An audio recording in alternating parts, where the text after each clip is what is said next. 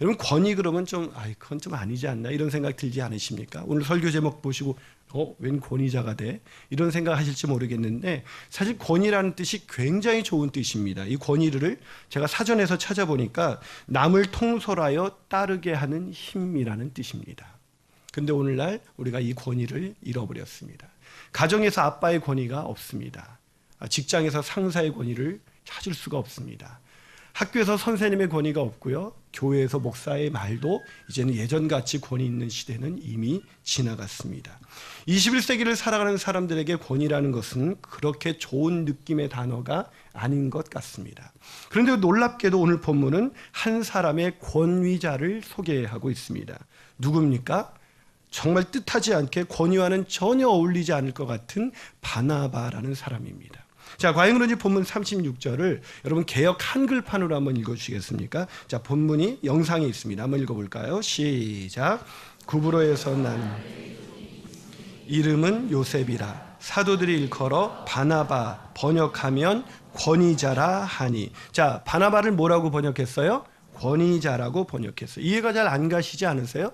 우리는 바나바 그러면 성경에 나타난 인물들 중에 가장 가슴이 따뜻한 사람, 권위하고는 거리가 상당히 멀 것 같은 사람이라고 생각하고 있지 않습니까? 근데 그 바나바를 권위자라고 오늘 번역해주고 있습니다.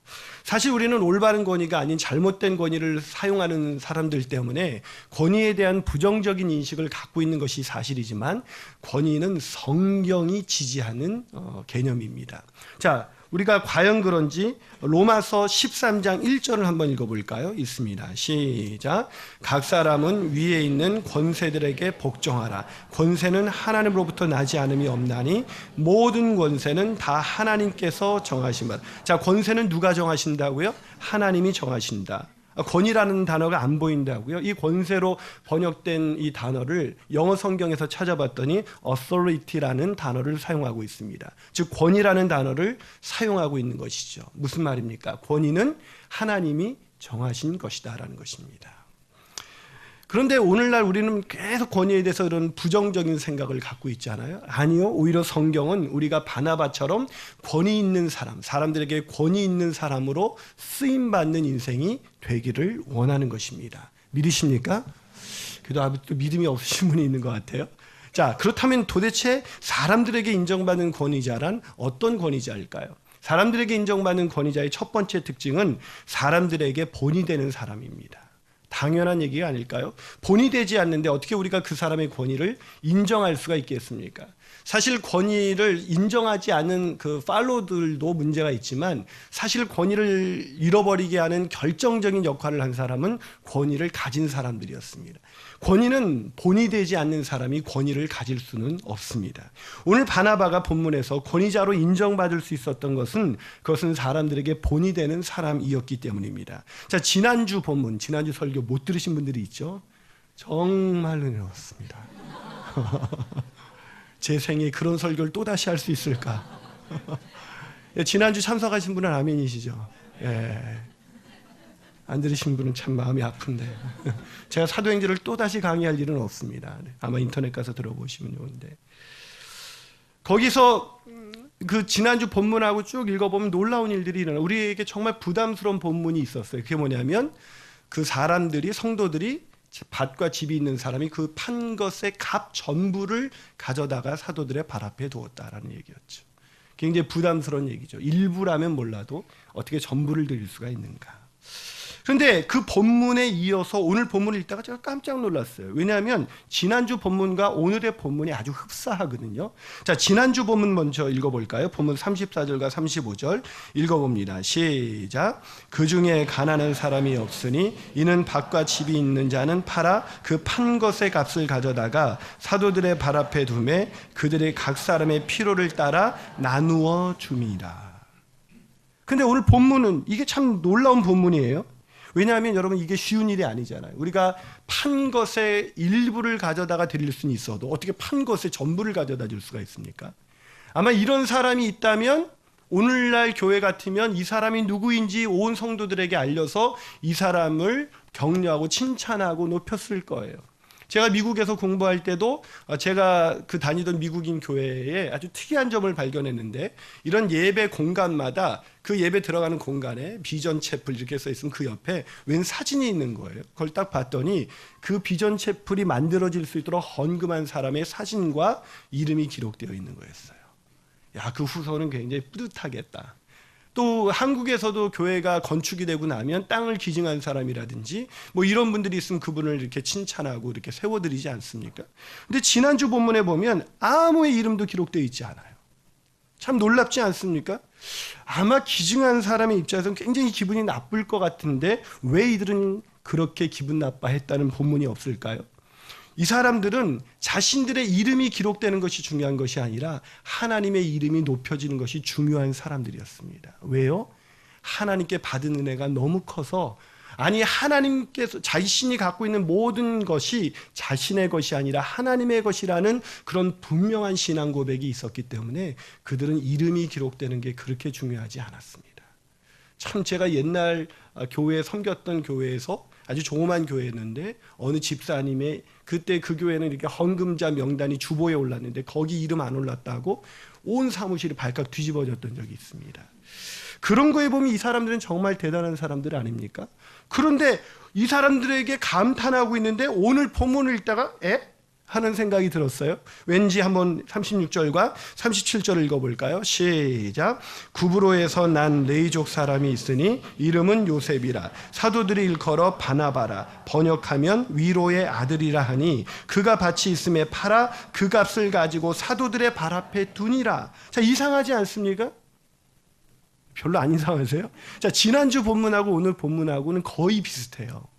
자신들의 판 것을 모두 하나님께 드렸다는 거예요. 그런데 지난 본문과 오늘 본문의 차이점은 무엇입니까? 오늘 본문에는 그 사람의 이름이 기록되어 있어요. 왜 그랬을까요? 우리가 쉽게 상상하기로는 헌금을 많이 했나 보다. 보통 헌금을 건축할 때 다들 하지만 특별히 많이 한 사람들의 이름을 기억하잖아요. 어떤 학자들은 이것을 지지해 줍니다. 어떤 학자들은 오늘 그 바나바라는 사람이 구브로라는 지역에서 오늘 레위인이었기 때문에 이 구브로라는 지역은 구리광산이 많은 곳이었어요. 근데 이 바나바의 조상들이 아주 일찍이 구브로로 건너간 사람들이었기 때문에 그 구리광산으로 인해서 어마어마한 돈을 벌었을 것이다. 그래서 많은 헌금을 했기 때문에 바나바의 이름이 기록된 거 아니냐 라는 학자들이 있습니다. 그러나 저는 그건 아닌 것 같아요. 성경이 그것을 드러내기 원했다면 오늘 바나바라는 사람이 했던 헌금 액수를 기록했을 거예요. 근데 그건 없잖아요. 그렇다면 왜 바나바의 이름을 기록했을까요? 그것은 바나바가 본이 되는 사람이었기 때문입니다. 성도들 누구나 인정하는 본이 되는 사람, 그 사람이 바로 바나바였어요. 어떻게 하냐고요? 사실 지난주 본문하고 오늘 본문이 너무 이상해서 제가 계속 읽다 보니까 중요한 단어를 하나 넣게 됐어요. 35절에서 36절 사이에 그러므로 그 중에서라는 단어를 집어넣으니까 자연스럽게 이어지더라고요. 35절에 각 사람의 필요를 따라 나누어 줌이라. 그 중에 구브로에서 난 레위족 사람이 있으니. 이렇게 번역을 이렇게 접속사를 집어넣으니까 너무나 자연스러운 거예요. 무슨 말입니까? 많은 사람들이 밭과 집을 팔아서 하나님께 드려서 이웃들과 나누었지만 그 중에 대표적인 사람이 바로 바나바였다. 대표성 있는 모범이 되는 사람이었단 말이죠. 그래도 목사님의 해석이 좀 무리가 있다고요? 아니요. 이후 사도행전을 쭉 읽다 보면 예루살렘 교회는 뭔가 중요한 일이 있을 때마다 평신도 대표를 뽑았는데 그 사람이 바로 바나바였어요. 무슨 말입니까? 바나바는 본이 되는 사람이었다는 것입니다. 기억하십시오. 본이 되지 않고는 권위는 존재하지 않습니다. 우리 권위를 인정받는 인생이 되고 싶다면 본이 되는 저와 여러분이 되시기를 주님의 이름으로 축원합니다. 한 발 더 나가서 사람들에게 인정받는 권위자란 어떤 사람일까요? 그 두 번째 권위자의 특징은 사람을 섬기는 사람이라는 것입니다. 예수께서는 여러분 잘 아시는 것처럼 복음서에서 제자들에게 권위자가 되는 비결을 알려주셨죠. 마가복음 10장 44절에 서로 높은 자리에 오르려는 제자들에게, 다시 말해서 권위를 가지려는 제자들에게 예수님이 이렇게 말씀하셨습니다. 너희 중에 누구든지 으뜸이 되고자 하는 자는 모든 사람의 종이 되어야 한다. 그렇습니다. 우리가 으뜸이 된다, 권위 있는 사람이 된다는 말을 바꾼다면 그것은 섬기는 사람이 된다는 것입니다. 섬김의 흔적이 없이 권위는 존재하지 않습니다. 바나바가 바로 그런 사람이었죠. 바나바의 삶은 섬김 그 자체였습니다. 사람들을 돌보며 위로하며 격려하는 것이 바나바의 늘 일상이었습니다. 어떻게 하냐고요? 본문 36절을 보세요. 자, 다시 한번 읽습니다. 시작. 구브로에서 난 레위족 사람이 있으니 이름은 요셉이라. 사도들이 일컬어 바나바라. 누가 이름을 줘줬다고요? 사도들이. 별칭을 사도들이 줬습니다. 왜냐하면 사도들이 그 예루살렘 교회의 목회자들이었잖아요. 여러분, 목회자들은요, 여러분이 안 보시는 것 같지만 여러분의 삶의 모습이 목회자들에게는 굉장히 많이 소식이 들려와요. 누가 누구를 섬겼어요. 이런 얘기들이 참 잘 들어옵니다. 근데 이 사도들이 보니까 이 요셉이라는 이름을 가진 사람은 늘 사람들을 돌보고 섬기고 위로하는 거예요.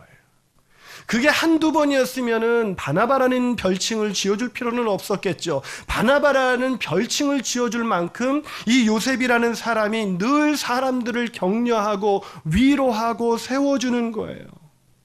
그럼 이 바나바의 뜻이 무슨 뜻인지 아세요? 바나바의 뜻은 번역하면 위로의 아들이라. 이 바나바라는 뜻의 단어의 헬라어 원어는 휘오스 파라클레세오스라는 단어입니다. 휘오스 파라클레세오스. 이 휘오스라는 것은 아들이라는 의미고요. 파라클레세오스라는 단어는 권면의, 위로의, 격려의 이런 뜻이 있습니다. 두 가지 뜻이 있어요. 위로의 또는 권면의. 그래서 위로의 아들이자 이 파라클레세오스는 권면의 아들이자 위로의 아들이에요. 그래서 권위자, 격려자, 위로자 이렇게 번역할 수가 있단 말이죠. 다시 말해서 이 바나바라는 이름이 우리에게 전해주는 놀라운 사실은 권위자는 위로자이다. 권위자는 격려자이다. 격려하는 사람, 섬기는 사람, 그 사람이 권위자가 될 수 있다는 것입니다. 마지막으로 사람들에게 인정받는 권위자란 어떤 사람일까요? 그것은 사람을 세우는 사람입니다. 사람을 세우는 사람. 저는 바나바의 삶을 두 가지 단어로 표현할 수 있다고 생각합니다. 하나는 섬김이라는 단어이고 하나는 세움이라는 단어입니다. 방금 전에 말씀드린 것처럼 바나바는 늘 섬기는 사람이었어요. 왜 섬길 수밖에 없었냐면 예루살렘 교회는 꽤 가난한 교회였거든요. 로마의 오래된 속박으로 인해서 찌들 대로 찌든 사람들이 복음을 듣고 소망을 얻어서 예루살렘 교회로 몰려온 거예요. 그래서 교회마다 힘든 사람이 너무너무 많았어요. 저는 우리 교회가 그런 교회가 되기를 축복합니다. 너무나 힘든 사람들이 많이 모여서 재정이 바닥이 나도 그것 때문에 기도하는 교회, 그것 때문에 하나님의 능력을 경험하는 교회가 되기를 원합니다. 그러나 바나바의 섬김은 그런 사람들이 올 때마다 자신이 가진 물질로 그들을 섬겼어요. 근데 바나바에게서 더 중요한 사역이 있었죠. 그것은 섬김보다 더 중요한 사역이 뭐냐고요? 그것은 세우는 사역이었어요. 세우는 사역.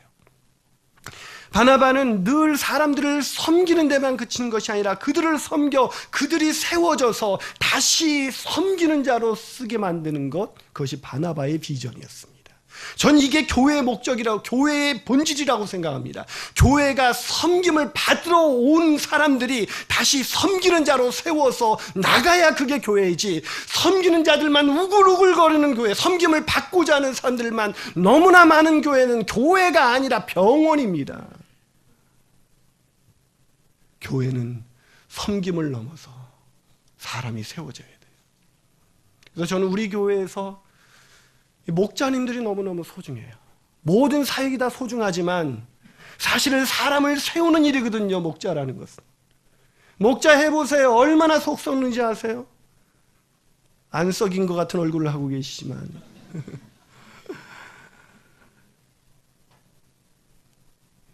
섬김을 넘어서 세우는 교회, 사람을 세우는 교회.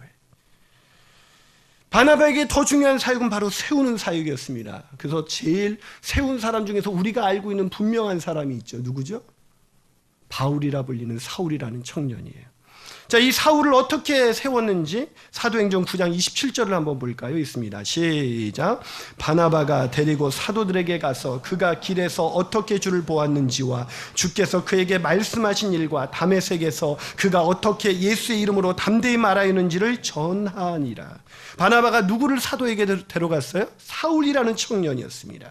사울은 다메섹 도상에서 예수님을 만나고 회심한 거예요. 그런데 사울이 어떤 사람이었습니까? 예수님을 믿는 자를 핍박하는 사람들이었어요. 그래서 사도들이 이 사울이라는 청년의 회심을 믿을 수가 없었죠.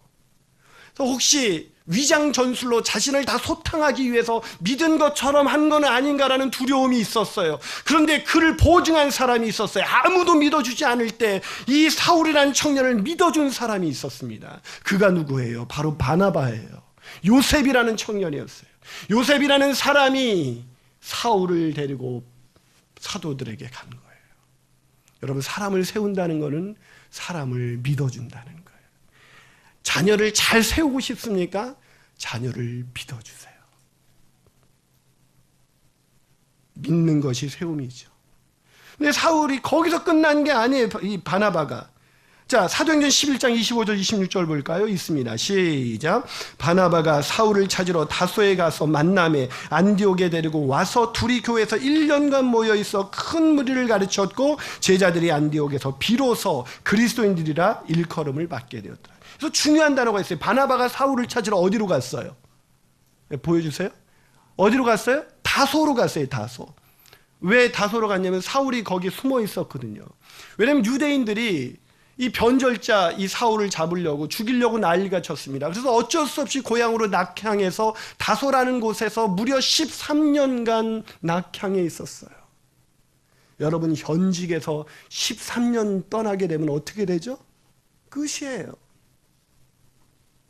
현직에서 13년을 떠났다면 이 사람은 다시 쓸 수 있는 사람이 아니에요. 녹슬었어요.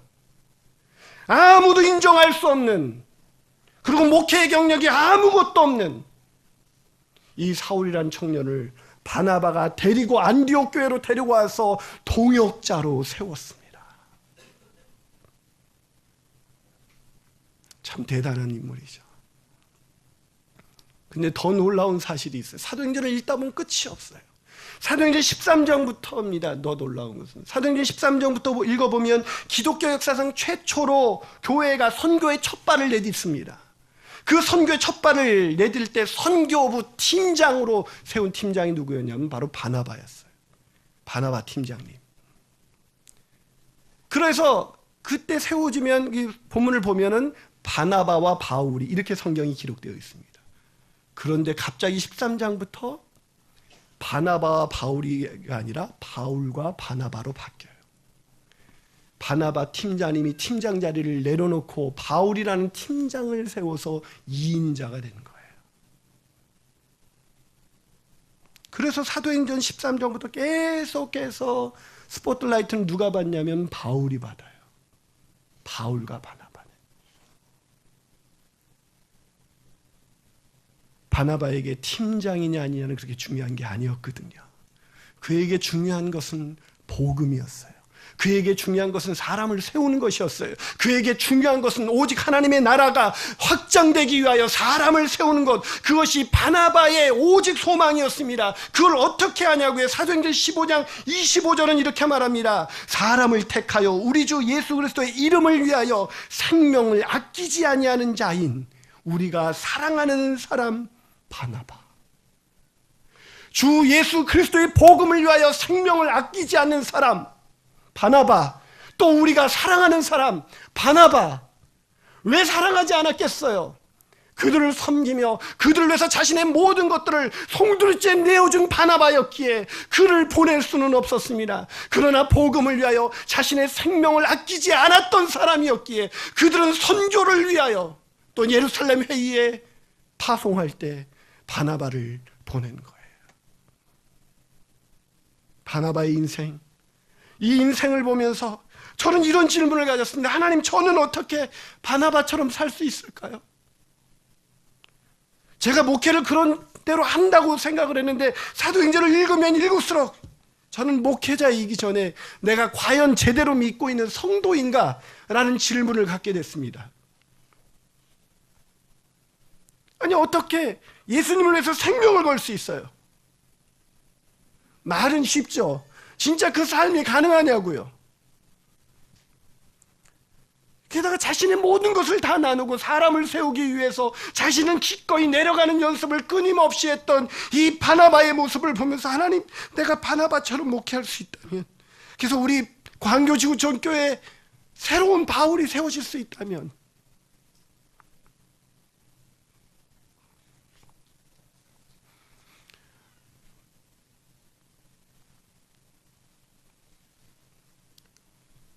이 말씀 앞에서 우리 교회가 정말 바나바로 가득한 교회가 되기를 소원했습니다. 복음이 필요해서 세상에 소망도 없이 살아가던 사람들이 교회로 몰려와서 누군가의 섬김을 통해서 그의 영혼이 치유함을 받고 더 나아가서 일꾼으로 세워지는 교회. 그래서 이 바나바의 사역을 통해서 바울이 계속해서, 바울과 바나바가 전도해서 교회를 세우고 전도해서 교회를 세워서 소아시아에 하나님의 복음이 편만하게 되었습니다. 우리의 꿈이 그것이 아닙니까? 우리가 메가처치가 되는 것이 아니라 영혼 구원하여 제자 삼아서 사람이 세워져서 또 다른 교회를 개척하는 교회, 커지는 교회가 아니라, 비대해지는 교회가 아니라 성장하는 교회, 새로운 교회, 복음을 위하여 생명을 버리는 사람들이 있어야 그것이 가능하지 않겠습니까? 그렇다면 이 바나바는 왜 복음을 위하여 생명을 버렸던 것일까요? 그것은 한량없는 하나님의 은혜 때문이었습니다. 지난주 본문을 읽지 않은 사람은 이 본문이 이해가 될 수가 없어요. 어떻게 자신의 번 것의 전부를 가져다 드릴 수가 있겠습니까? 그 어마어마한 제사를 말이죠. 게다가 어떻게 사람을 그렇게 돌보는 것도 좋은데 사람을 세우고 자기는 스스로 낮아질 수가 있습니까? 우리는 뭔가 팀장하다가, 마을장하다가, 뭔가 리더하다가 조금만 내려와도 쑥스럽다고, 내가 거기 가면 좀 이상하다고 그러면서 안 하는 게 우리의 모습인데 어떻게 그럴 수가 있습니까? 그건 한량없는 하나님의 은혜. 예수 그리스도께서 자신을 위하여 십자가에 죽으시고 부활하신 그 놀라우신 은혜, 그 은혜가 자신의 가슴에 들어와 있는 순간 더 이상 내가 가진 것을 내 것이라고 할 수가 없었던 거예요. 섬기지 않을 수 없는 열망. 그것은 종교인의 헌신이 아니었고 하나님의 은혜였습니다. 하나님의 은혜가 주장하는 거예요. 하나님의 은혜가 그의 마음을 강권하는 거예요. 사랑하는 여러분, 오늘날 교회가 타락했다고 말합니다. 무엇이 타락입니까? 바나바같이 살지 않는 것이 타락입니다. 이 바나바의 일생은 누군가 헌신된 사람의 일생이 아니라 우리 모두가 쫓아가야 할 삶의 표범인 것입니다. 바나바의 인생 뒤에 스포트라이트를 바울이 다 봤지만 어찌 바나바의 인생을 초라하다고 말할 수가 있습니까? 어찌 바나바의 인생이 빛나지 않는 인생이라고 말할 수가 있습니까? 바나바의 인생이야말로 빛나는 인생입니다. 저는 이 바나바의 모습을 보면서 제가 읽었던 한 책이 떠올랐습니다. 그래서 서둘러 그 책을 읽어나갔어요. 그것은 존 맥스웰이 쓴 함께 승리하는 신뢰의 법칙이라는 책이었어요. 거기서 트레이시라는 5살짜리 아이가 나와요. 근데 이 아이가 친구 집에 놀러 가겠다고 그러자 아빠가 6시에 식사 전에는 돌아오는 것을 조건으로 허락을 해줬어요. 근데 이 아이가 6시가 돼도 안 돌아오는 거예요. 얼마나 걱정이 됐겠어요. 5살짜리 아이인데. 근데 25분이 지나서 이 아이가 삐끗 문을 열고 들어오는 거예요. 그러니까 아빠가 화가 나가지고, 근데 화를 누르면서 그 아이를 뚫어지게 쳐다보는데 아이가 이렇게 말하는 거예요. 아빠, 늦어서 미안해요. 막 나오려고, 아빠 약속을 기억하고 막 나오려고 그러는데 친구 인형이 풀어졌어요. 그때서야 아버지가 이해가 됐어요. 아, 그랬구나. 그래서 친구와 함께 인형을 고치느라고 늦었니? 그래서 아이가 아니라는 듯이 고개를 설레설레 흔들어요. 그러면서 이렇게 말합니다. 아니요, 친구와 함께 우느라고 늦었어요. 이게 격려예요. 이게 위로예요. 돈이 아니에요. 오늘 성경이 얼마를 헌금한가를 말하고 있습니까? 이 성경이 말씀하고 있는 것은 하나님의 은혜 때문에 소외된 이웃과 함께 울어줄 수 있는 사람을 말하잖아요. 그게 교회잖아요. 그 사람들이 세워져서 다른 사람들을 위로하는 위로자로 바뀌어지는 것, 바나바로 바뀌어지는 것, 바나바의 섬김을 받다가 바나바로 바뀌어지는 것, 그게 교회잖아요. 우리가 꿈꾸는 교회가 그런 교회잖아요. 직분이 아니잖아요. 장로면 어떠고 집사면 어떠고 권사면 어때? 요즘은 젊은 사람들이 권사고 장로래요. 그런데 세상은 더 기독교를 비난하고 있습니다. 더 젊었을 때부터 장로가 되고 더 젊었을 때부터 권사가 되는데 왜 세상에는 하나님의 이름이 높아지지 않을까요? 전 우리 교회가 바나바로 가득 차는 교회, 참된 권위자, 참된 위로자가 가득한 교회, 그런 교회가 되기를 주님의 이름으로 축복합니다.